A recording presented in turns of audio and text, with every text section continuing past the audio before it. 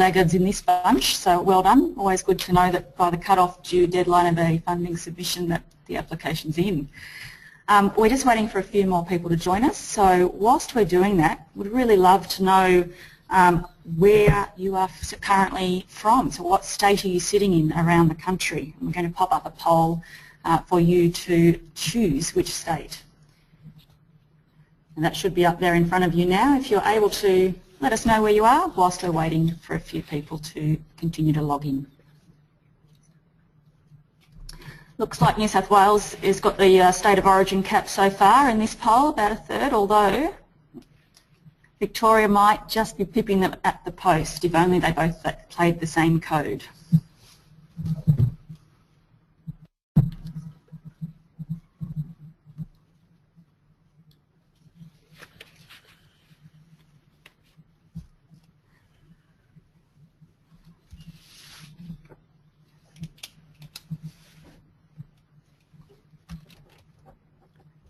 And whilst we're pondering the results of that, can you let us know if this sound is poor quality at your end? So just pop into the chat box on the right hand side of your screen and let us know whether you're getting any feedback or echoes. And we'll show the poll results shortly. Should be coming up on your screen.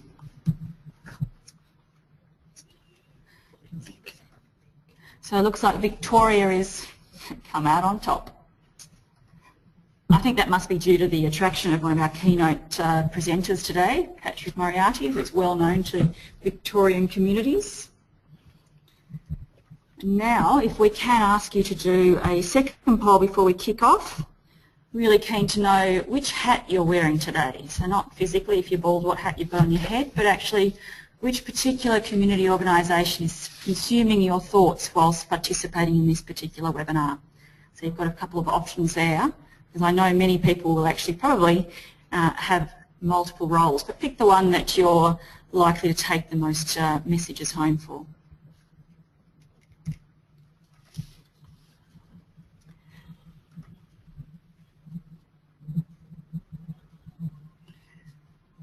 Looks like most people are actually on, sitting on a board of some description, about 55%, and there's also a few service providers, not-for-profit service providers, and a couple of funding organisations that are also joining us today.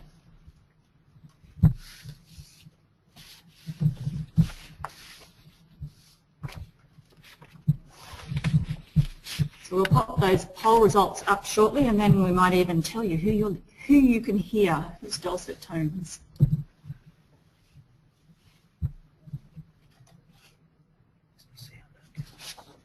So as you can see,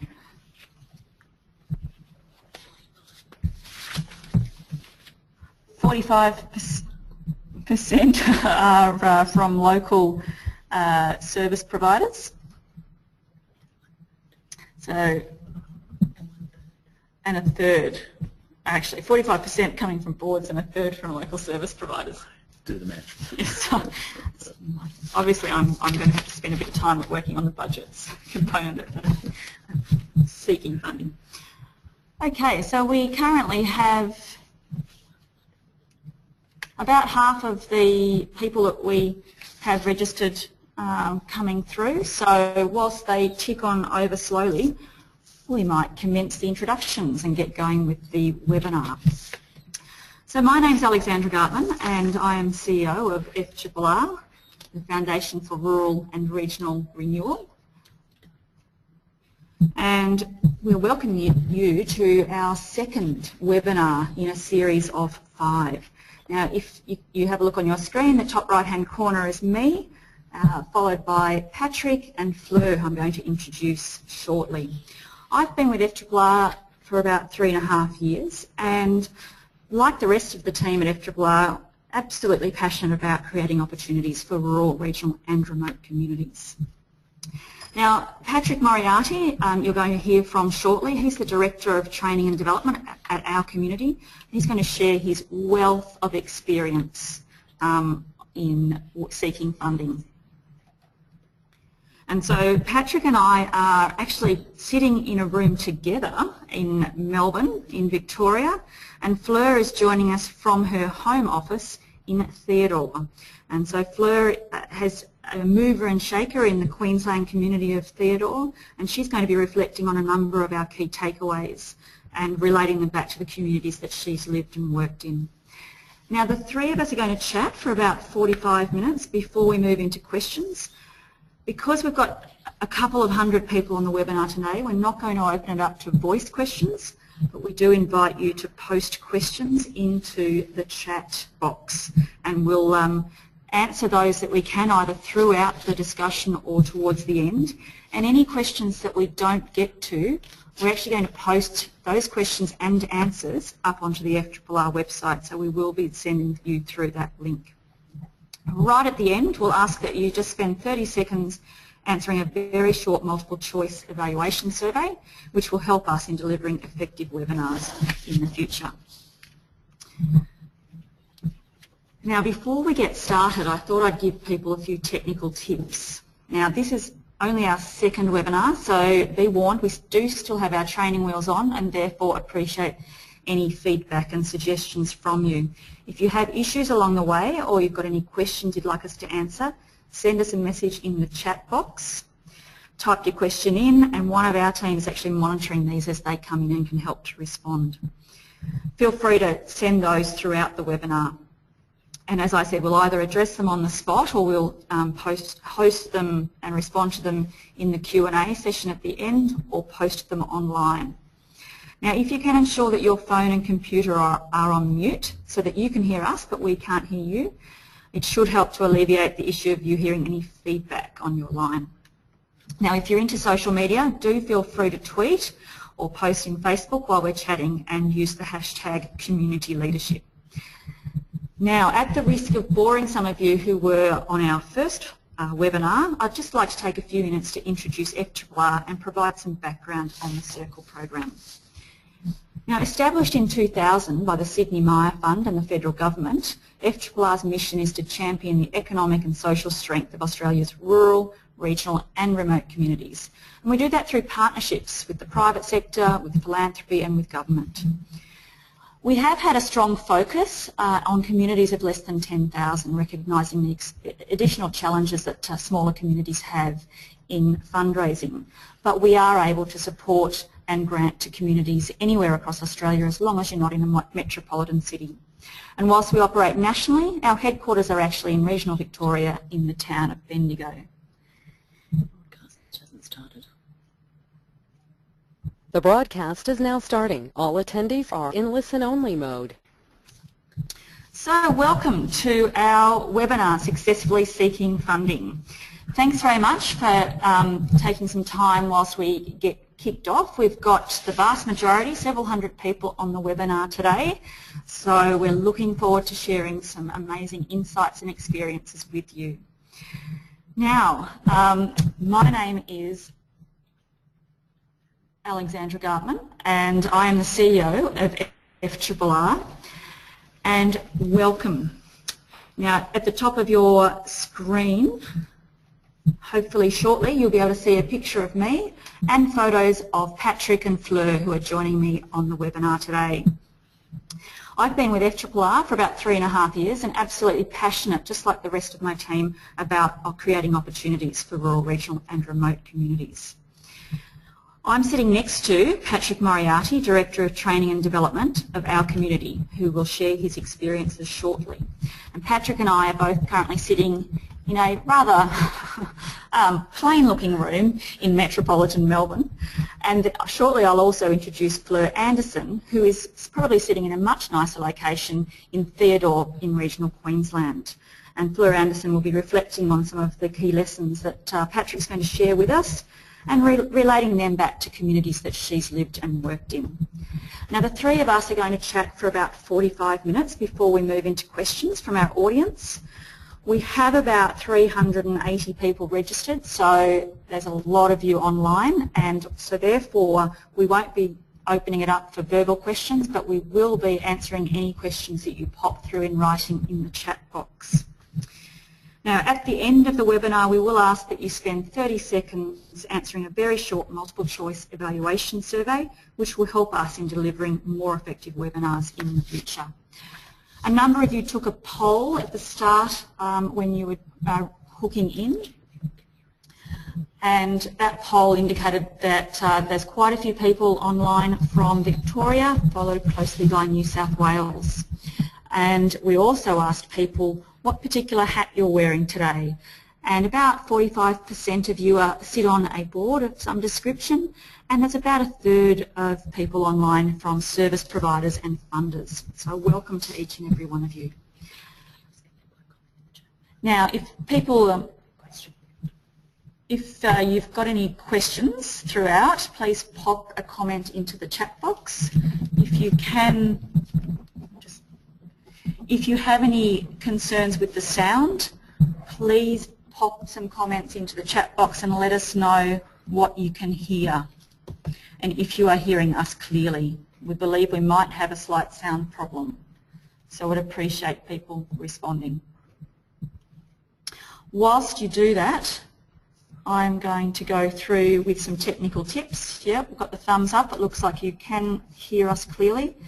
This is our second webinar, so as you can tell, our training wheels are definitely still on.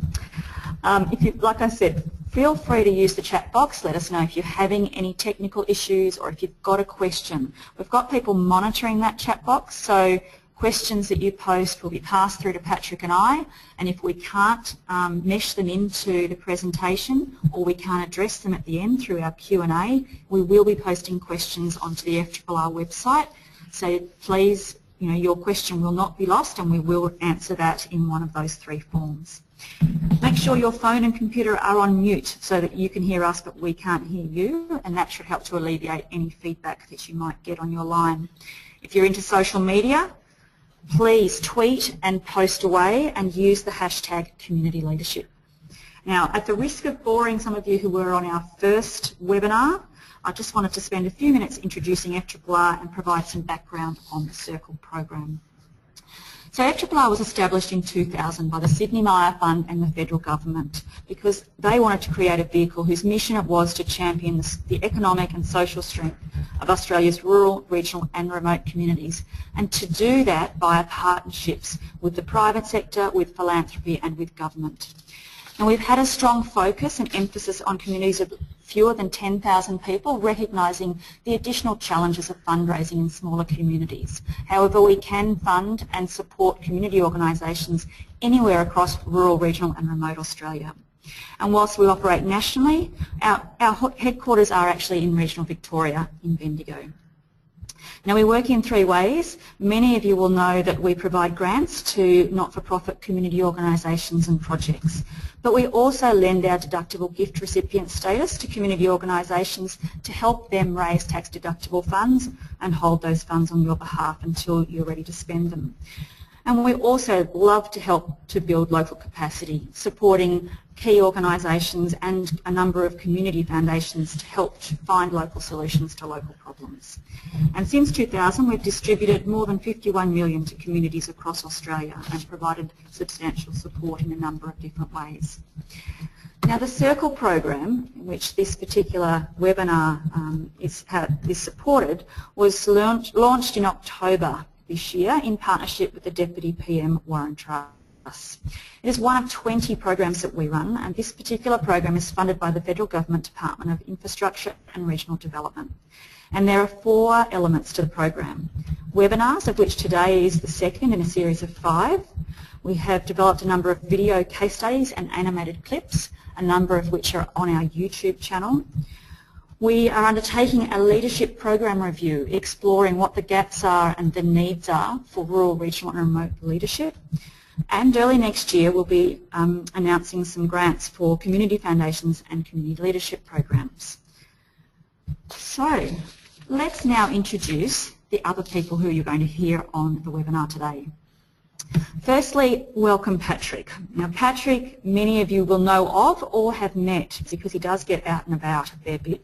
He's a founding member of the Our Community team and he leads the Our Communities training team. He's been a grant assessor and consultant He's quite a successful junior football sports coach, perhaps less successful in netball, but he has also undertaken that role.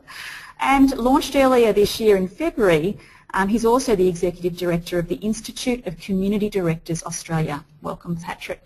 Thank you. And you are also going to hear from Fleur Anderson, who is a local community leader in Theodore in Queensland. And Fleur has held roles across various industries, not-for-profits and the philanthropic sector. And she's currently a board member of the Queensland Rural, Regional and Remote Women's Network and also Cotton Australia. Hello, Fleur. Now, Fleur has herself on mute so that there's no background noise, so sometimes her finger's not as quick as my lips. Now, before we start talking about successfully seeking funding, there's actually a couple of questions that we think it's really important that you can answer. It's the question, there's 7, and 7's always a magic number. What, why, who, how, when, where, and how much? And if you can't answer these 7 questions for the project or the activity that you're seeking funding for, we're not sure that you're ready yet to be looking for funding. But Patrick, what are your thoughts about these 7 magic steps? Because I think they're actually the brainchild of your brain. Yeah, pretty much, Alex. And I suppose where we're really headed with this is if you're looking for grants, if you're actually reacting to a grant being announced, there can be a very tight time frame to some of those grants being announced and closing. And if people aren't actually being proactive around those questions of what do you want funding for, why do you need it, how does it support your community, your organisation, how will you deliver, when will it start, finish, where will it be located or delivered, and how much will it cost and how much is it worth. If you're not really thinking about those things in advance, you're really going to be struggling to meet that time frame of when that grant actually closes. So in effect, in short, you really need to be prepared and be thinking in advance. So it is all about being proactive and knowing the end game and the end result before there's even a funding call or an idea about how to fundraise. Yeah, look, and being really clear. There's a number of very worthy causes, 600,000 community organisations throughout Australia. So this is, in fact, a highly competitive game to be entering into. So knowing what you should be doing in advance really helps to clarify that problem. Yeah. So certainly from an FRRR perspective, we see strong need for those that are seeking funding to have identified the need, not just the want, but what's driving the need, and have evidence that you can clearly demonstrate supports that need, and then articulate clearly why your solution is going to address that need. So Patrick, we know that there's lots and lots of problems and issues that community organisations and communities are trying to address, but how do you actually really collect some evidence to support that need? Where do you start? Look, I think there's a really important point to make here in terms of what is need and differentiate that between need and wants. And I think there's no better case to sort of highlight this than an example that we had in the western part of New South Wales, where a guy came up to me and he said, look, we really need a disability playground in our area. And I went back to him and I said, well, look, why do you need it? And the first response was, because we don't have one. So clarifying the want from the need and just saying because we don't have one is the need is not a really good demonstration of that. If he was to say, you know, in the western region of rural New South Wales, there are 7,342 children aged between 6 and 14 who currently don't have access to a playground that meets their physical and or mental needs, it's a really succinct way of demonstrating that. But there's lots of ways that you can gather evidence. There's your own data, there's your own research, there's international stories, there's international research, but your own anecdotes, your own stories are equally as relevant. Videos, pictures, all are part of that gathering of evidence. Yeah, and I think, you know, sitting with the FRRR hat on, we do see a lot of applications come in for projects, and one of the weakest links is often the evidence of need, and it's using both the head and the heart, so telling us the story of why there's a need, but giving some stats and numbers behind it. And there is freely accessible data if you don't have your own data, because sometimes community organisations change board members fairly frequently, and sometimes it's hard to maintain that data set. So there are other avenues to find that material. Yeah, look, obviously we've referenced a couple of points in the presentation today, but you know, that wonderful organisation called the Australian Bureau of Statistics is a really good starting point for anyone to try and gather that demographic data for their own community, and remembering that that can go down to a fairly small community level, and being able to reference that not just here and now, but referencing the past, and potentially remembering, and one of the references we've got on the slides does actually provide forecasts for the future of those communities. Yeah. So looking at the past, looking at the current and looking at the future can really build that evidence base. Thank you, Patrick. Now, Fleur, I know you've had a pretty amazing project in Theodore called the Revive and Thrive project. How did you actually go about designing or understanding what the need was and providing the evidence to support a funding request? Well, I think, Alexandra, with the Revive and Thrive project in Theodore, we knew in our gut what the problem was, and we knew what the solution looked like. So I guess that's the first challenge, is that we knew what problem we were trying to solve. And we looked at the ABS, as Patrick said, and all those sorts of things. And then we also just went a little step further by creating some of our own data and documenting some stories and doing some case studies in our own community to try and build that data up.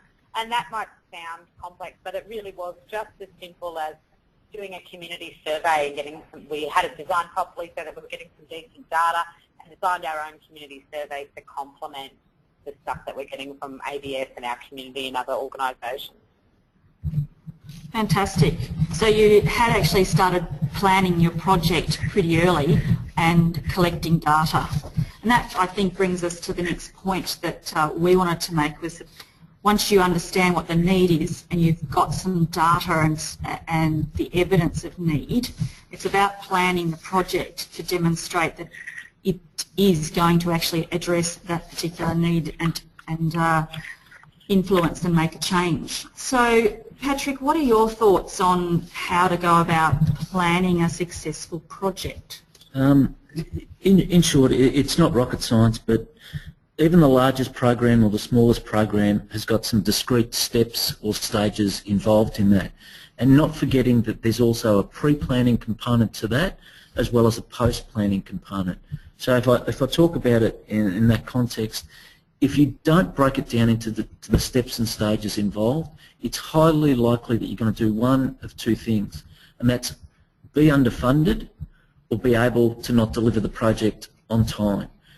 So really working through that, and a great example I've got of this is a number of years ago, a little athletics club outside of Mackay won one of the old volunteer equipment grants, and they got the maximum grant of $5,000 for that grant.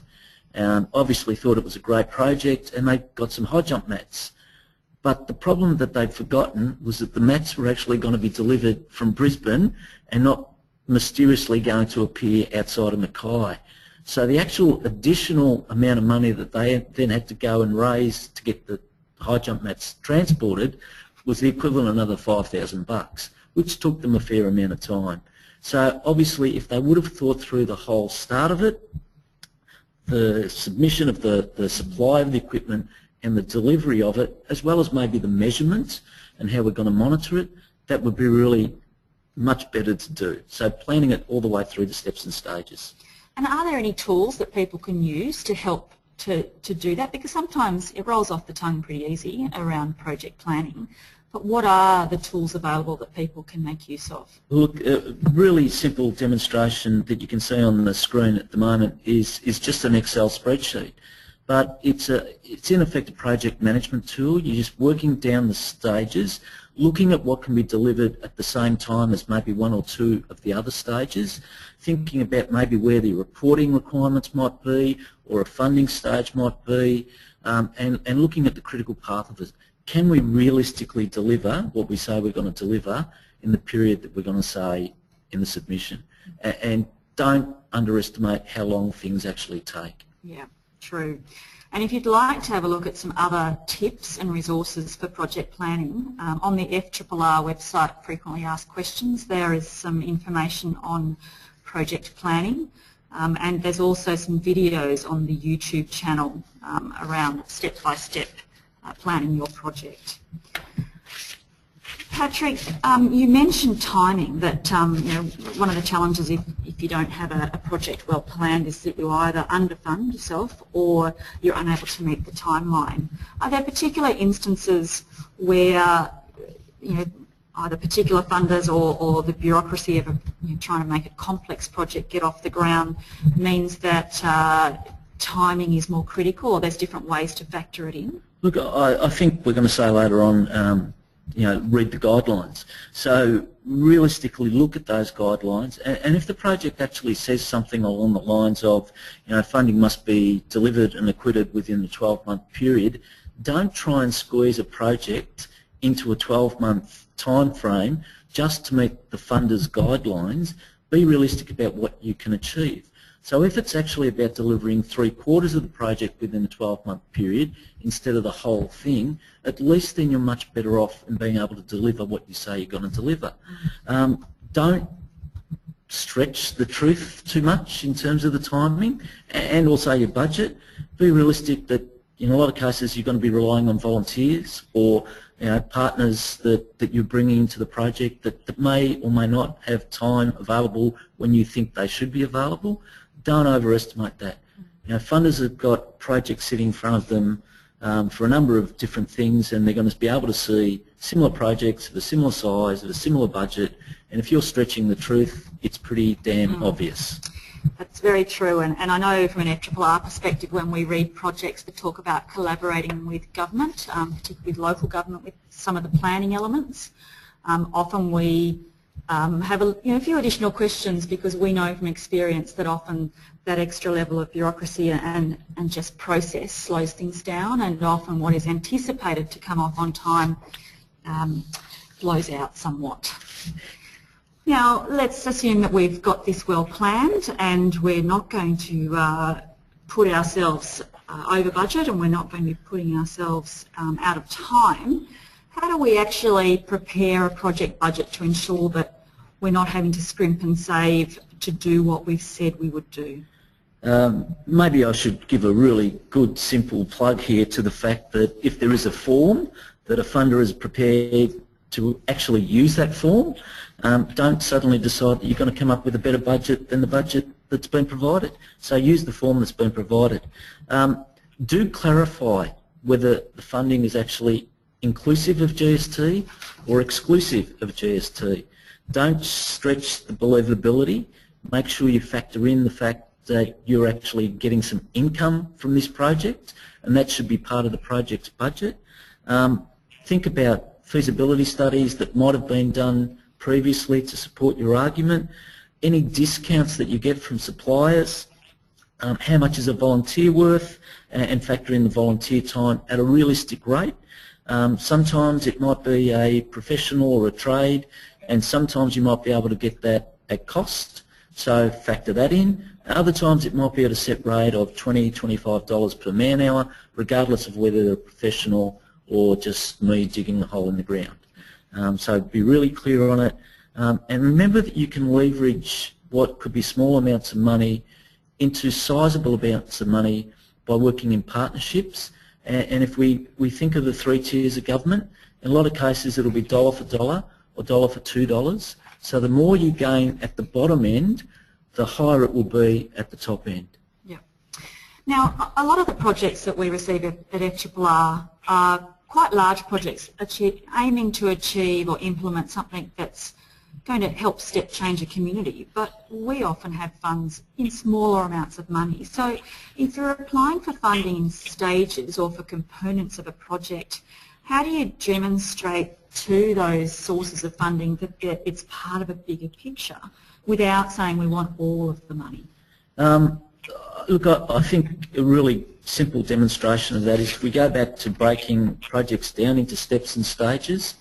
There might be times when a funder might say we will fund projects of up to $100,000. There might be other funders that say of $10,000. Working out where your funders are actually trying to fund you is really important to clarify that up front, but being clear about which step, which stage, which is coming before, which is coming after, and thinking about the sustainability of the program. If I fund the last stage first, how are you going to get the funding prior to those other stages? Making sure that you can have a realistic plan, but also staying in contact with your funder and communicating where you get one small piece of the puzzle to really highlight to them that this is other people buying into this project, and remembering that the grant-making world is a relatively small world and they are connected, and it could well be that one grant maker might trigger another piece or another step or another stage. Okay, so there are ways that we can break it down, and finding then the right funding source for different elements of your project, particularly if it's part of a bigger vision and bigger plan, is important. So how do we find the right funding source? Because funding comes in all shapes and all guises, and there are so many ways in reality to raise or access funds, but they all require a fair amount of effort, as we would know. Patrick, from your perspective, what are the ways that local community groups are raising money, and what are some of the other ways to access funds that are outside of your community? Yeah, look, and maybe putting that in the grants context, in a lot of occasions in a grant submission, you'll be asked the question along the lines of, how will this funding be sustained beyond the life of our grant? To me, if the answer is we'll come back and see you in 12 months' time and ask you for another grant, it's probably not going to endear you to most grant makers. So what they're actually looking at is what other strings to your bow have you got to help support your own initiative. So you've obviously got your own local fundraising initiatives, whether that's the sausage sizzle, whether that's the cake stall, or whether it's a large community event. Don't forget your local sponsorship or support from businesses, your corporate partnerships at a local, state and national level, but remembering that if you're a small rural community organisation, the probability of you being able to trigger a national corporate for that partnership is probably pretty low.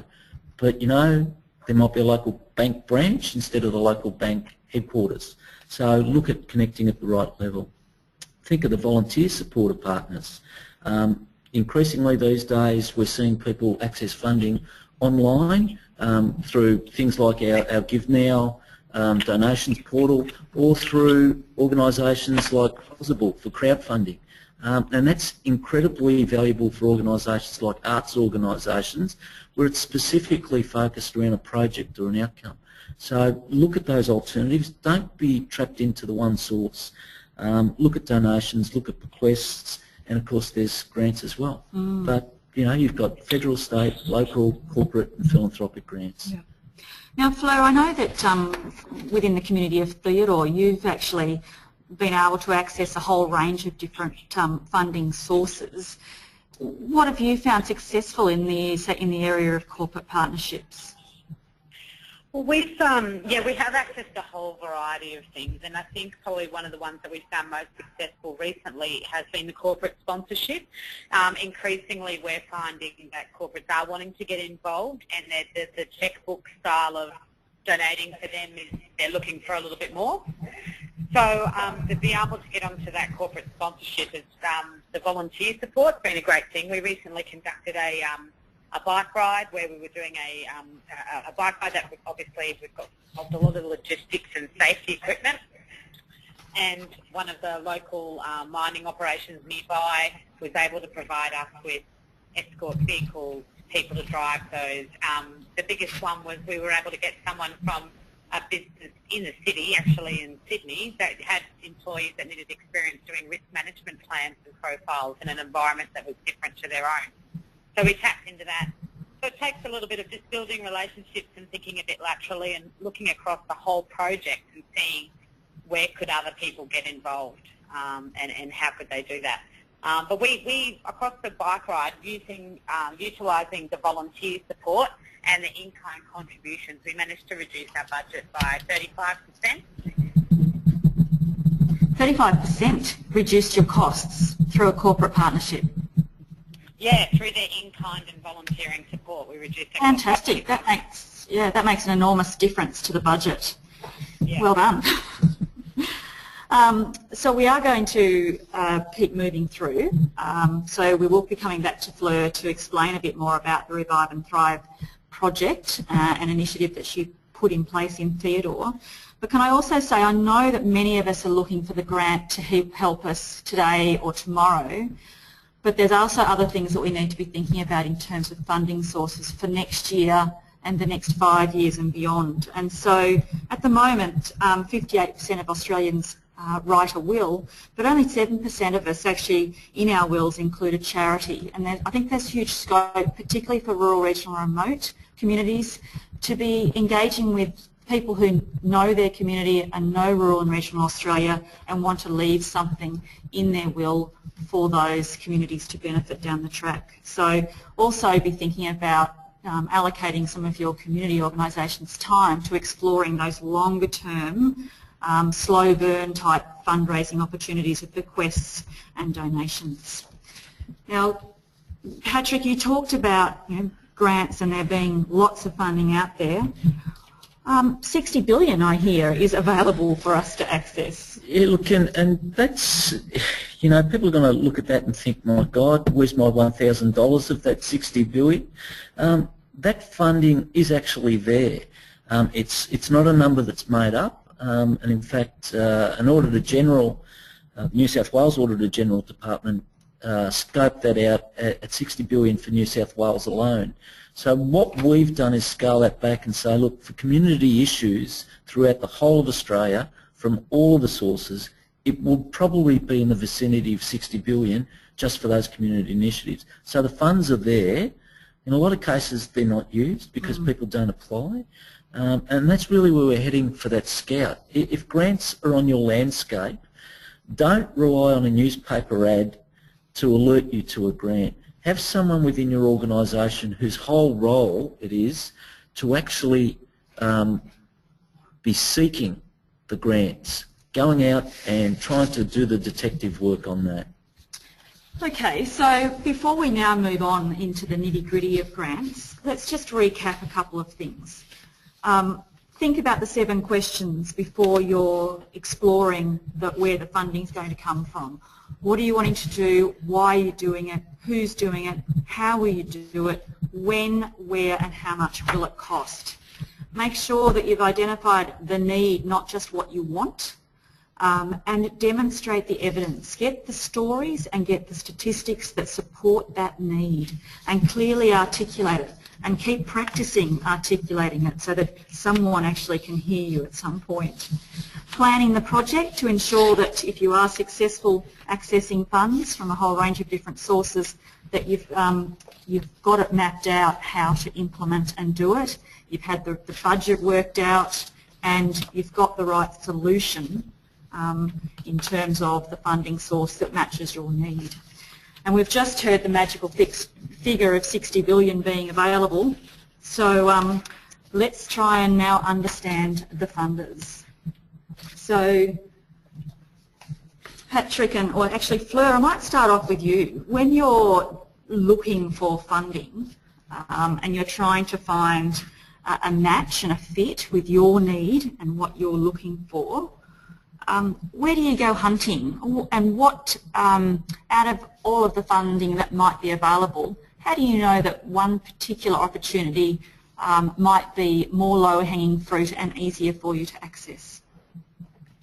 The process is probably more a internal process for us first, instead of just going out and seeing what buckets of money are out there and when we might be able to throw our pitch. The first thing we sort of do is really have a look at the project and then think who would be interested in this project. So we try and find some alignment, and the alignment isn't always in the obvious places. You know, you can think quite laterally about those that alignment. Yeah, who'd be interested in solving the problem that we're solving, and where's that win-win? And then we try and connect it to a bigger picture. So it's not just about that project, but we're bringing the partner in on the big picture for us, so they can be a part of a bigger journey. So that's sort of the first thing that we kind of think about, and how to do that. And then we sort of go out and have a look, and again, as probably Patrick would say, then it's really looking at those guidelines and making sure that we're finding the right fit. We don't want to try and change and alter our project just for a bucket of money. We want to make sure that we're finding people that are interested in the same problem we're trying to solve. Great, thank you. Patrick, have you got thoughts on how to research and identify a funder that's likely to be a best fit for you? Look, probably two aspects to that.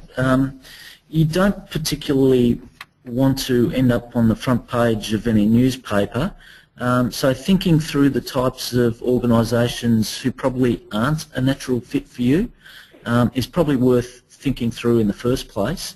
But it's not hard to do research on funders. Most funders have got a website. Most funders have got an annual report.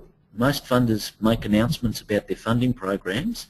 If you look at annual reports, you'll generally see that the things that they've seen as successful, the things that they're most proud of. So looking at what they've done, what type of funder they are, whether they're an organisation that is interested in getting in on the ground floor or someone who likes to buy in at a later stage, really clarifying what their business is about and why they're in the whole game of grant making in the first place, and connecting to them about that. Do your homework, pretty simply. Yeah. And Fleur, from your experience, have there been times where possibly winning the grant, the effort to actually report back and acquit has outweighed the effort of doing the project? Oh, absolutely. It's it's easy carried away of the opportunity to get some funds for your project and to get your project off the ground, and then the acquittal sort of that. Oh gosh, that's right. We've got to do the acquittal, and well, that's me anyway. And I've had a situation early on in the piece where we received we decided to go down the route of chasing just one bucket of funds through a funder instead of going for a couple of multiple funding sources. That was a little bit simpler. We went for the one source thinking that would be easier. It was $51,000, I think, or something at the time, or $52,000, which just tipped us over the amount where we had to go and get that project individually audited with that funder instead of just our normal audit account to do in our community organisation. We had to get it done separately, and then we had to go and do a lot of. It was a lot of extra work for our small little group of volunteers, and I think it took us, with the extra reports and profiles they wanted to do on it, I think it ended up taking about. Okay, I think we're having a bit of trouble hearing you, Fleur, so we might keep moving, and hopefully you can move to a location where there's much better connectivity. We've had a few questions coming in from people about how do you make initial contact with a funder, whether it's corporate or philanthropic or government. How do you make those first steps? And look, I tend to think of it like courting. Cold calls and just coming straight up front with the ask is not always going to get you the reward or the response that you had hoped for.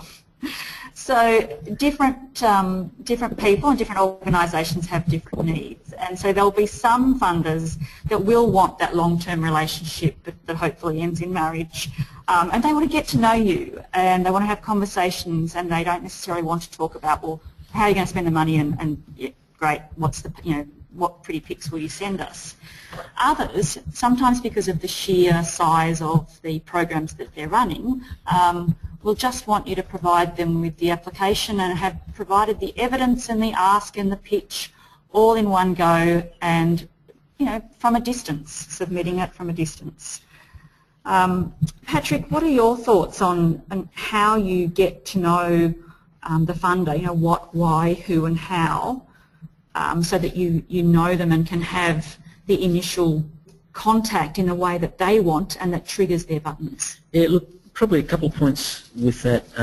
We hold a conference annually where we bring together a lot of grant makers. And the thing that continually astounds me, but it probably would not surprise you, is even where funders ask people to phone to confirm their eligibility prior to making a submission, they still don't make contact. So if I said on average, probably less than 10% of applications that arrive on grant makers' desks are from people that are warm. Now that sort of resonates to me as saying, well, here's an opportunity for us to actually establish credibility and be able to do that as simply as with a phone call. And I know there are organisations that don't want your phone calls, but equally there's as many that do want to know about your project before you put your submission in. And I think you could probably validate the stat that on average between 20 and 30% of applications that arrive on most grant makers' desks are ineligible for the grant. So don't waste your time, clarify it up front, read the guidelines, but make contact with them. If you're scared, there's a really simple thing called an email that you can ask the questions, you can talk about some of the issues of the grant. It's about getting in front of the grant maker before you put your submission in. Establish credibility. Yeah. And I know at FRRR we take a lot of phone calls to talk through an idea and whether or not it fits with the program that has funds available. But there's plenty of other experiences in the philanthropic sector of people submitting an application that just does not meet the guidelines, and also on their website says, please call us before sending an application in. And equally with that, 1 or 2 phone calls is generally ample.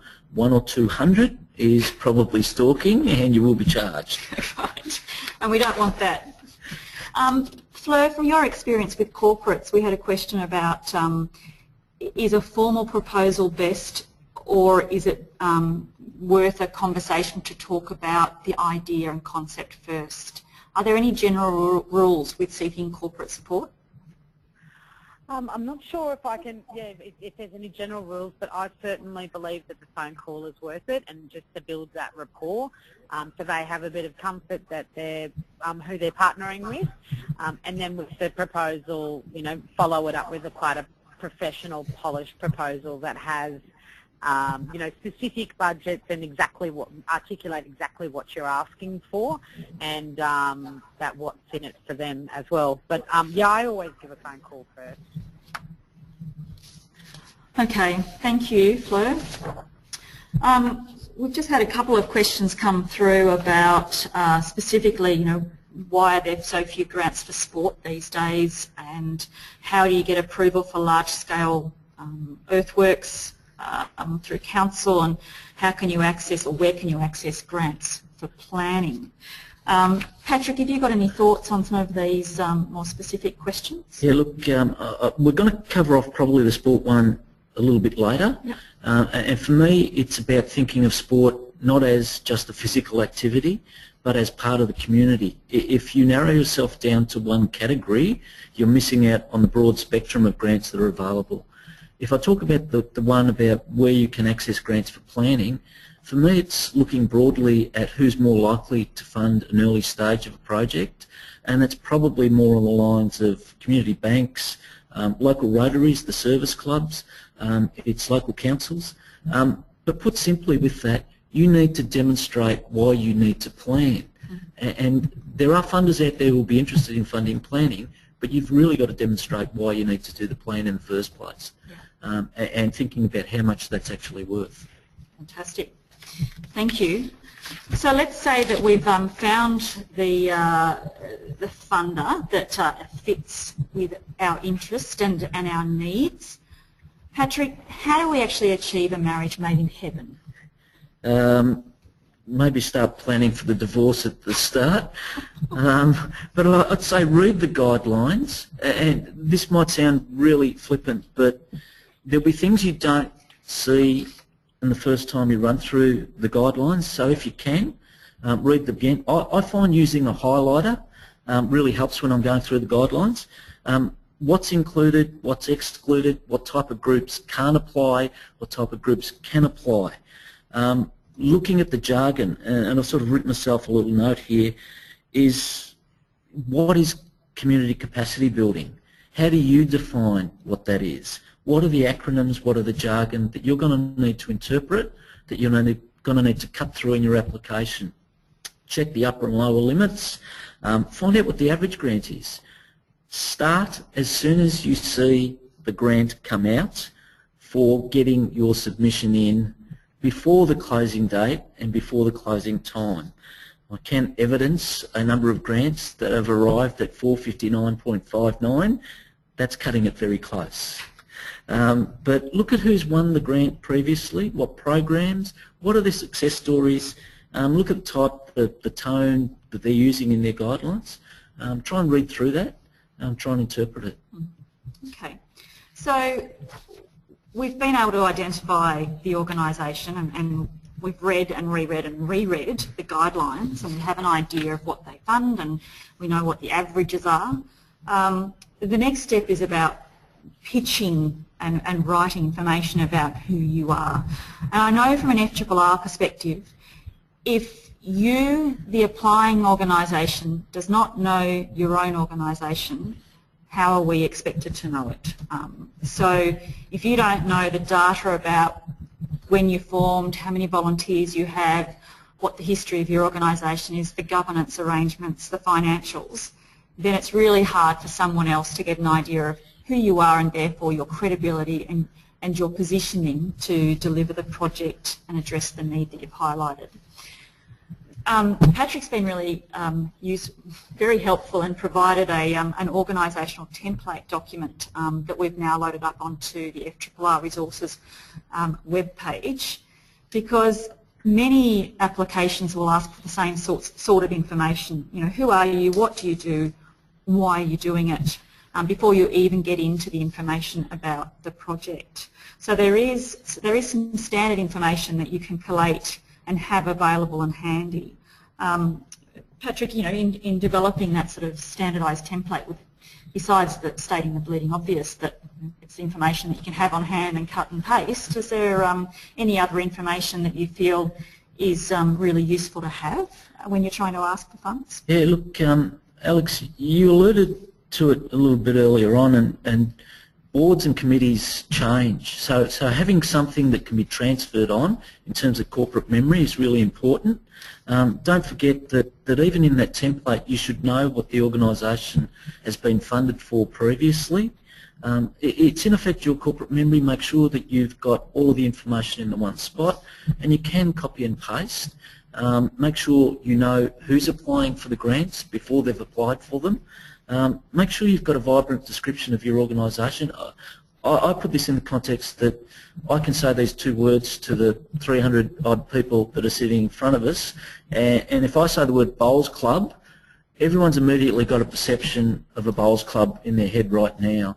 Now, if we can bring those bowls clubs to life in our description, because, you know, sitting on the other end of that application is someone thinking of that bowls club. And if I've got the old view of bowls clubs, I want to see it changed by the words used in front of me. And that's some of the tips that you can bring out in that. Really tease it out. Why are you the best bowls club in the world? Yeah.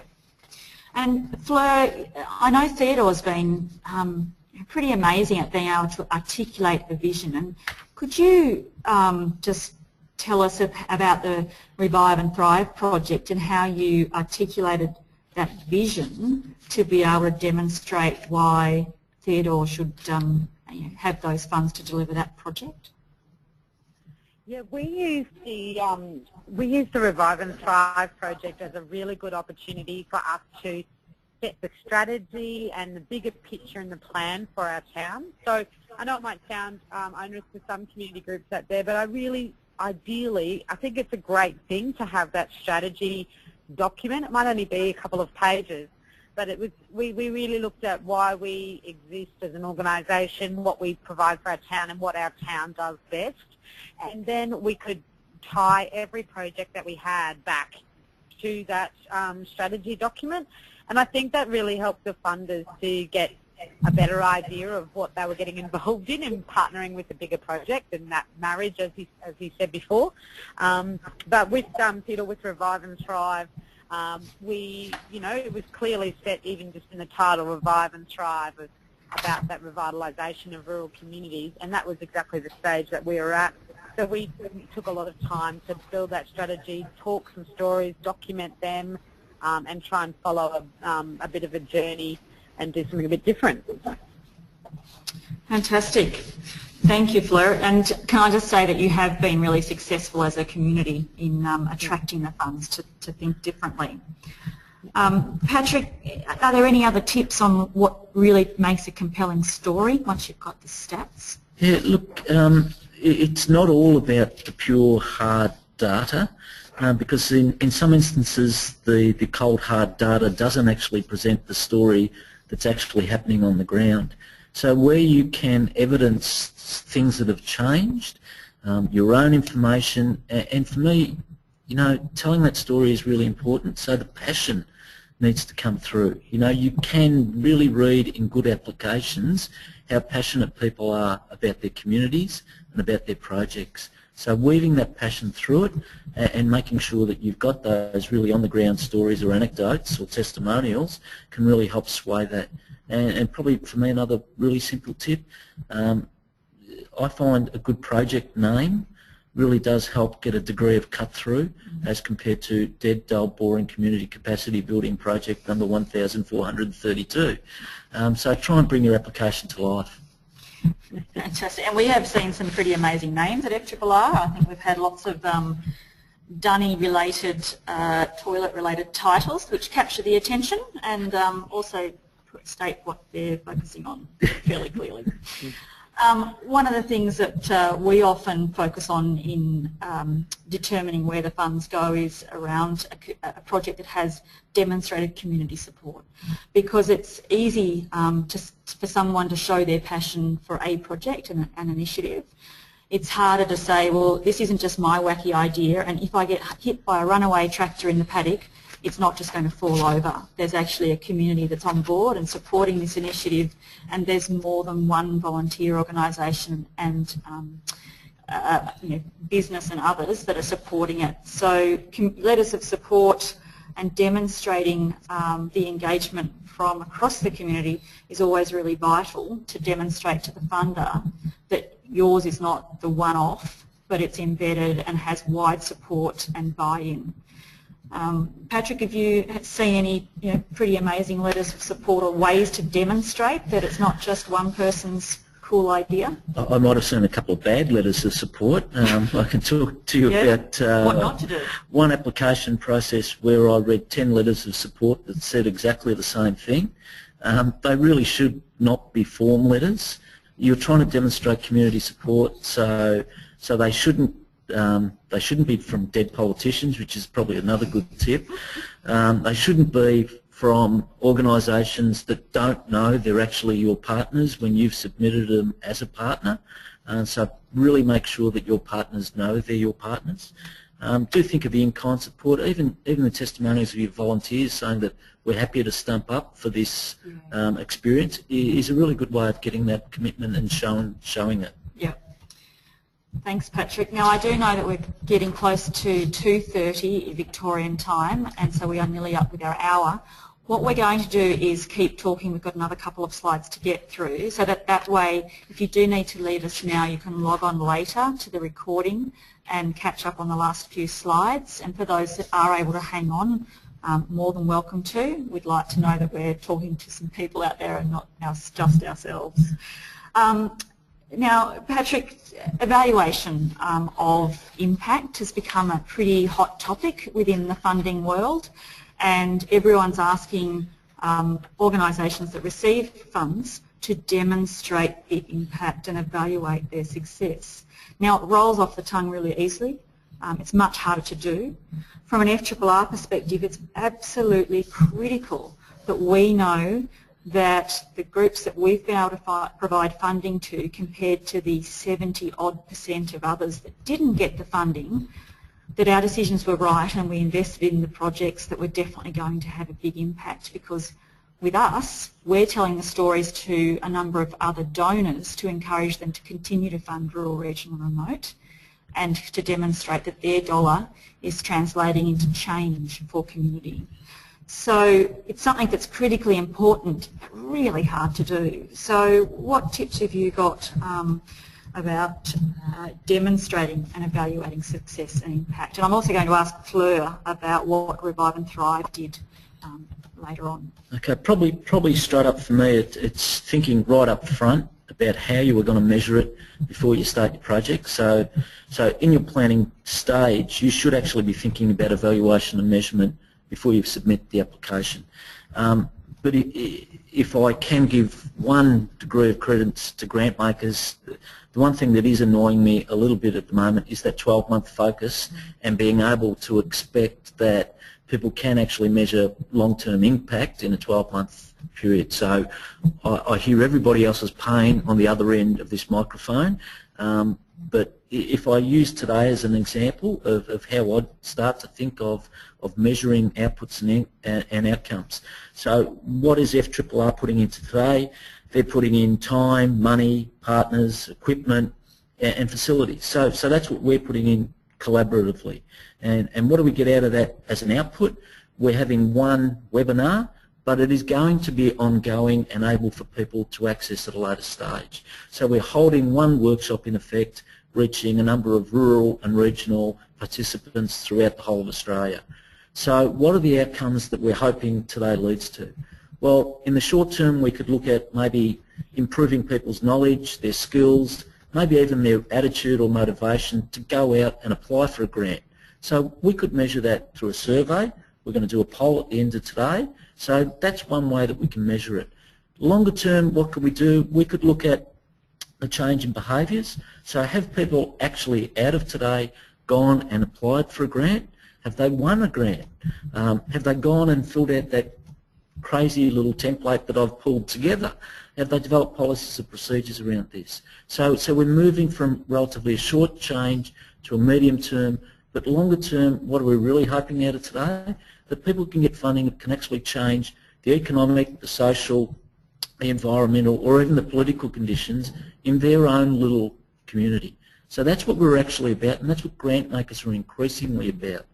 My challenge for groups is to actually think at the longer end first and then work back from that, and would you be still applying for the same thing that you thought of in the first place? I love that, taking it to a practical level as to how outputs, outcomes, inputs relate to this particular webinar, and therefore breaking it down into something that we can sort of understand.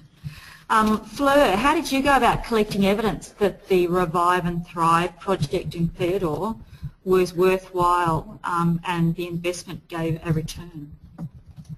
Well, there's a couple of things we did do, but there was also a couple of things that we didn't do that I really wish in hindsight, now a bit further down the track, we had have done.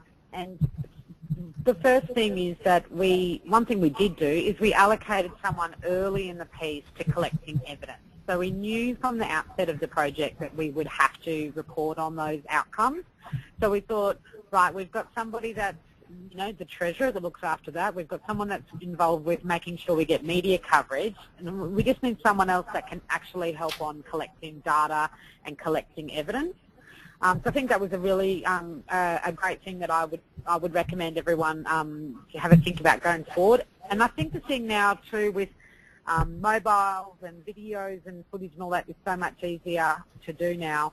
I think what we could have done is some more case studies on the individual people involved with the project, because the Revive and Thrive project was a lot about business support for the main street. So we had some people that we could have followed their journey with as a bit of a case study to quantify some stuff, because a lot of the outcomes are several years down the track. And as Patrick alluded to, we often do have to report those outcomes at the end of the 12 months. sometimes that's hard to give those hard numbers to quantify, but I think if we start developing those case studies, that might have added a bit more colour to the numbers that we had someone collecting for us. Great. Brilliant, thank you. Fleur, how many times have you applied for funding and been knocked back? I choose not to count them because sometimes it can be demoralising through different stages, but in our early, when I first started working in this area in community organisations, we were 50%, knocked back 50% of the time. And you still get the odd, like it's certainly, it's competitive out there. It is, there's a lot of people chasing money. Yes, that's very true. 50% of the time is, you know, a fair chunk to keep dusting yourself off. At FRRR, we recently had an organisation that's just been funded this year, and when we looked back through our records, because, you know, as funders we keep records of who's applied and you know, success and otherwise, and realised that it had taken these guys 14 applications, not always for the same project, but 14 applications over the years before they actually got a yes from FRRR. And you know, we generally are able to fund about 34% of requests, so that was substantial commitment from them. So please note that it's not necessarily that the application is poor, but it may be that the need and how others have articulated their need and provided the evidence of that need has been stronger and more acute than what you've been able to provide in your application. So keep trying, because we know that whilst there is 60 billion, there's many community organisations that are seeking feedback, seeking funding, and so I've had a Freudian slip here because if you get knocked back, you know, Patrick's just written me a little note, ask for feedback. Now, there are funders who will say because of the sheer quantity they cannot provide feedback, but those that can provide feedback, and FRRR is one of them, we would love to help you to access funding either from us or from others by helping refine your project, the ideas, advise where it was a bit weak and how to strengthen it, because ultimately, you know, if you can access funding to do more as a positive impact for your community. So please don't be shy to ask for feedback, and I don't know if the organisation that got funded on its 14th time, how many times they may have sought feedback from us. But brilliant that they should do that. Now, we've had a couple of questions come in. You know, why do funders need to see bank or financial statements?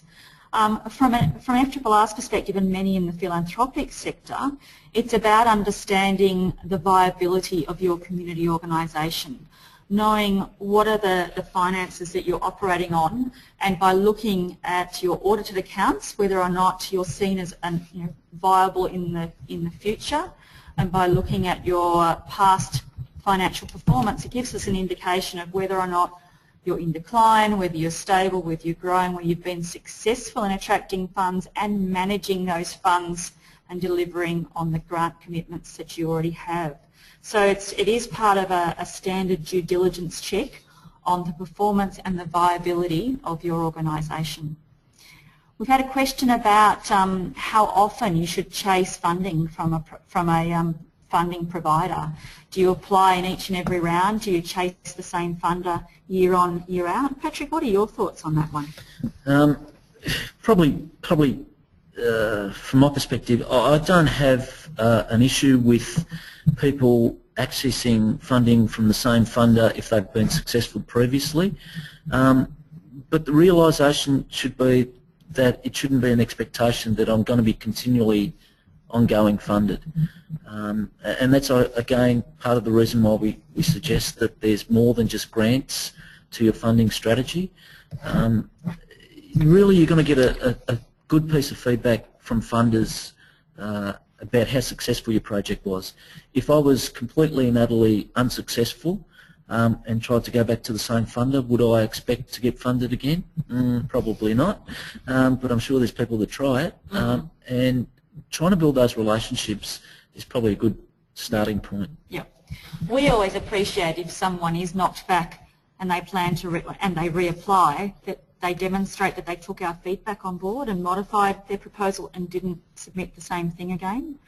And the same, when we are looking at how we can spread limited resources, sometimes if you've been successful previously, we may look at putting those funds elsewhere in the subsequent year. However, if you've provided a really great acquittal report and we know that you've had impact and you're a good thing, then there is an element of, we know that the investment here is going to have a positive impact, and there's communication back to us, so more than likely to receive another project and grant down the track. One of the questions we've had come in is, how do you show evidence of your viability and your legitimacy if you're a new organisation? That's a really good question.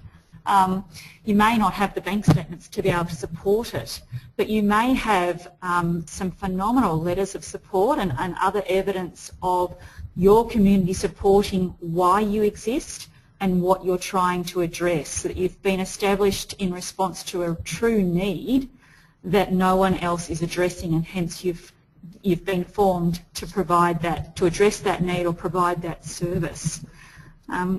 Patrick, have you got some thoughts on that particular question? Yeah, look, whilst you probably don't have a track record as an organisation or even as a community for the application, you've probably got a track record of the people who are involved in your project. So using them as your credibility source rather than the organisation itself, thinking in that context that if you've got good people involved, you've probably got a local government who know who the good people are and can help support that. So that letter of support from someone like a local government or even the local bank to support that is a really simple trick to try and help that and build that evidence base. Yep, fantastic.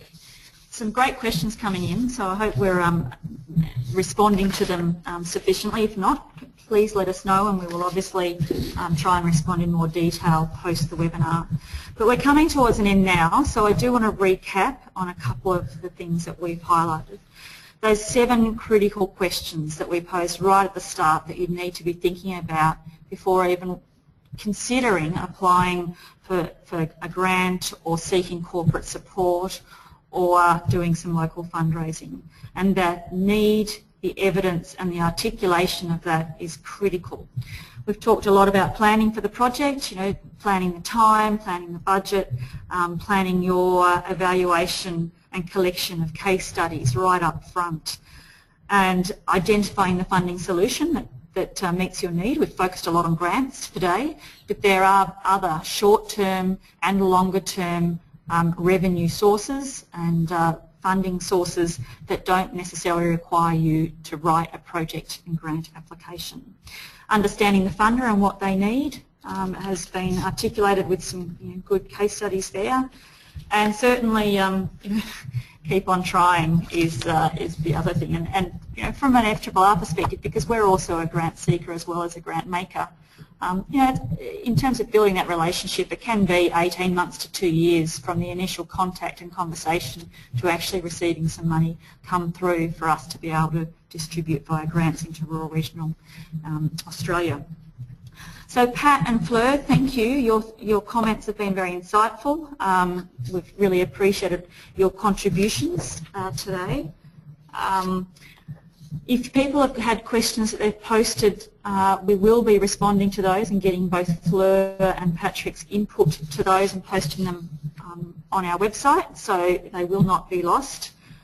On your screen now, coming up shortly, we've got a list of other additional resources, some signposts for you to access information, grant opportunities and knowledge and tips. So please have a look at the YouTube channel that FRRR has established. There's a great story there from Anne Beichel, again another amazing Queenslander just like Fleur, and Anne for her local community has raised $1.5 million by being pretty persistent, but also making sure that she plans and she budgets and she looks for the match between funding sources and her projects.